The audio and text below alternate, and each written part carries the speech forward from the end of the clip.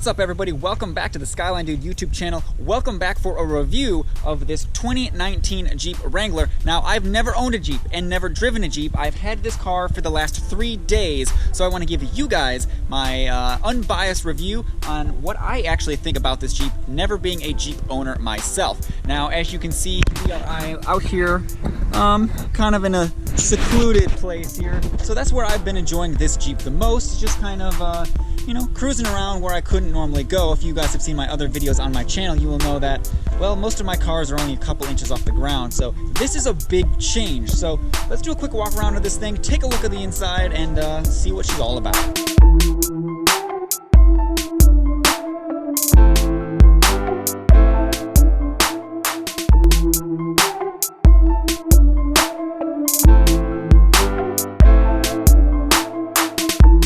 So obviously we have a 2019 Jeep Wrangler JL. So this is obviously the 4-door model, and this one has the 2-liter turbo engine here with the 270 horsepower. So just driving around, it feels like it has plenty of power. It's not nearly as slow as I think some of the older Jeeps. I have ridden in older Jeeps, say 10-year-old Jeeps, and with I think it's a 4-liter motor, and they are, you know, really slow. This one actually doesn't feel that slow. It actually has some good pep.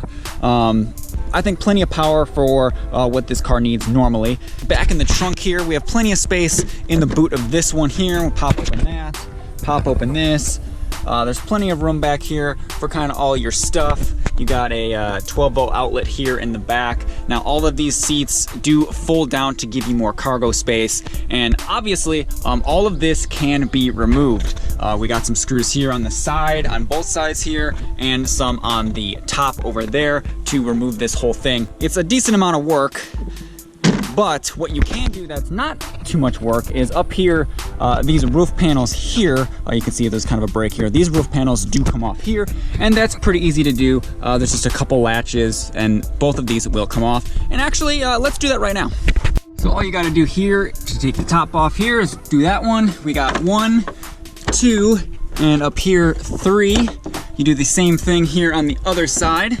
2, 3, and 4, and that is pretty much it, and these panels will just pop right off. So there you go. As you can kind of see, now we have the open air experience, which is actually how I've kind of been driving this Jeep around the whole time, because, well, Jeep Nation. The only thing I will say about taking those pieces off is they're pretty big, and if you put them back here, we have a kid, so we've had we not only have the car seat up there, but we had a stroller back here, and with these panels back here, it does use quite a bit of your space. Even this is probably the best way to put them in here, but as you can see, they do take up a lot of room in the back. And obviously, you know, if you want to take the whole top off, there's nowhere to store that, obviously, in the car, so you have to find a place for that.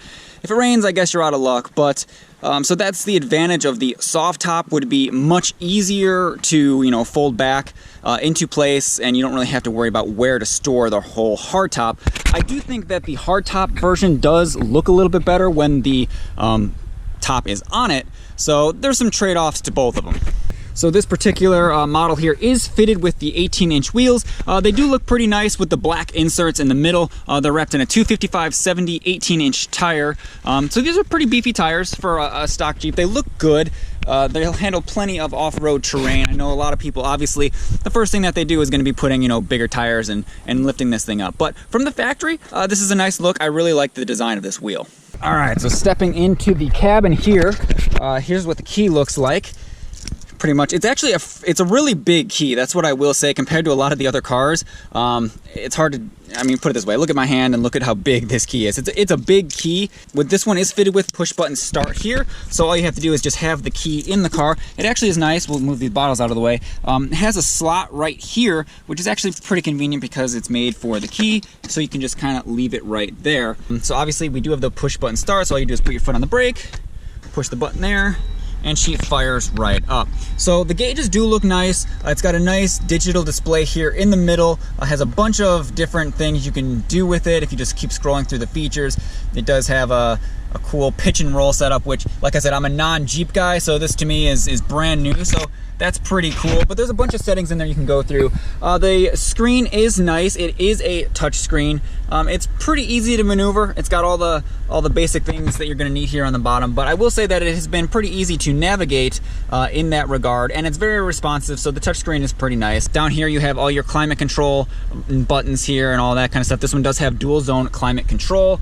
This is for the radio here, and then you have, you know, all your other buttons if you want to turn the screen off, turn the auto stop start off, which is actually pretty good in this car. You don't really notice it too much. So they did a pretty good job with the stop start feature in the car. You don't really feel it or notice it unless you're directly looking at the car, especially if you have like a stock exhaust on here. You don't really notice it, so it's pretty good.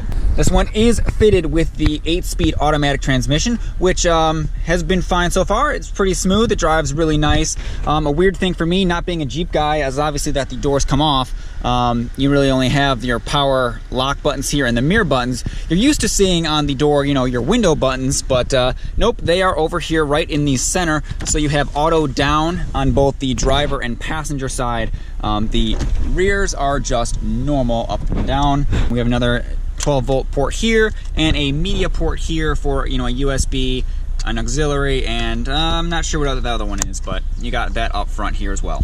Glove box space isn't too bad. You pop open the first thing here, and this is a spot for maybe your phone or something else. It also has a secondary one here, which is much deeper, with another USB port in here as well. So a decent amount of space in this car. You lose kind of a lot of cars have the door pockets here. You don't really have that. You just have this, so you can't fit any drinks really in there or anything, open drinks that is. So you are left with only the 2 cup holders. You got a little space up here for your phone, and the little compartment up here, which I have my sunglasses in right there. To the back here to see the back seat room. You can see we have a car seat back here. The car seat fits pretty decent. That's my driving position there. I'm a shorter guy, but the car seat does fit back here pretty good. And we've had 3 people in this back seat at one point, and they were fairly comfortable. So the back here is fairly roomy.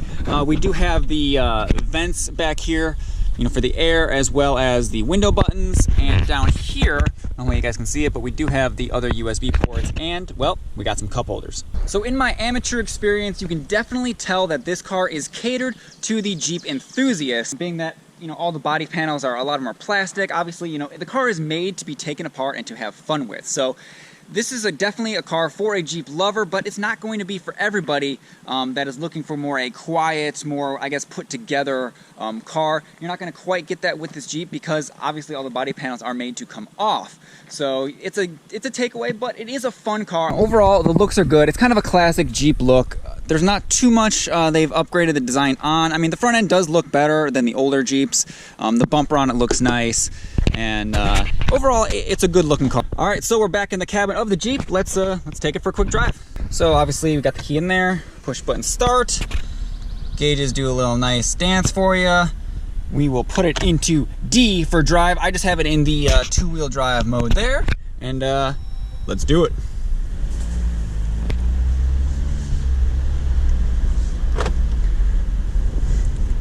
So on this kind of road here, just on this back road, there's a dirt road. The Jeep is a fairly rough ride, which you would expect from a Jeep anyway, but it's a pretty rough ride, but it does handle the bumps very well. You wouldn't buy one of these cars expecting a smooth Mercedes-like ride, but it is handling these bumps pretty well. It's definitely an off-road capable, you know, vehicle. We're not gonna obviously do anything crazy with it here, but just on this back road cruising around, it's definitely, you can tell that it can definitely take the off-road. The steering feel in this Jeep is pretty good. It can be a little bit loose depending on what kind of car you are used to, but overall, all the materials and the steering feel, everything in this car does feel pretty good. The steering wheel is very nicely leather wrapped. All the buttons feel pretty good. So it's pretty nice for a vehicle that is basically meant to take a beating. I mean, we're cruising down this back road pretty good, and yeah, it's doing a pretty good job.